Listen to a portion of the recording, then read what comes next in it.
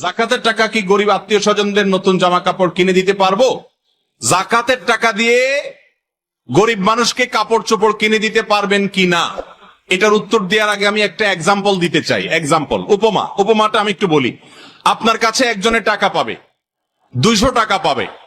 200 টাকা আপনি ধার নিয়েছেন, সে টাকাটা আপনি তাকে ফেরত দিতে হবে, সে পাবে তার পাওনা টাকা। বাজারে দেখা হওয়ার পরে তাকে বলছেন, ভাই এদিকে আসেন, আপনি না আমার কাছে 200 টাকা পাবেন? বলে হ্যাঁ। বলে আসেন। ডেকে নিয়ে ফল দোকানে নিয়ে গেলেন, নিয়ে 1 কেজি আপেল কিনে দিলেন 200 টাকা দিয়া বললেন যান বাড়ি যান। উনি যদি বলে ভাই কাহিনী কি? বলে কাহিনী হলো 200 টাকা পাবেন না, আপনি আপেল কিনে দিলাম, বাড়িতে চলে যান। কি বলেন? মায়ের একটাও নিচে পড়বে? আমি তোমার থেকে টাকা পাবো, টাকা দিয়ে কি আমি আপেল খাবো না টকটামোটো খাবো সেটা তো আমার ব্যাপার, তুমি আমার আপেল কিনে দেওয়ার কি? আল্লাহ তাআলা কোরআনে কারিমে বলেছেন, ওয়াফি আমওয়ালিহিম হাক্কুল লিস-সাইলি ওয়াল মাহরুম। যাকাত হলো গরিবের, অভাবী মানুষের অধিকার। আল্লাহ তাআলা অধিকার ঠিক করে দিয়েছেন, তার অধিকারের টাকা আপনি তাকে দিবেন। সে টাকা দিয়ে সে কাপড় কিনবে না ঔষধ কিনবে না চাউল কিনবে, এটা তার ব্যাপার।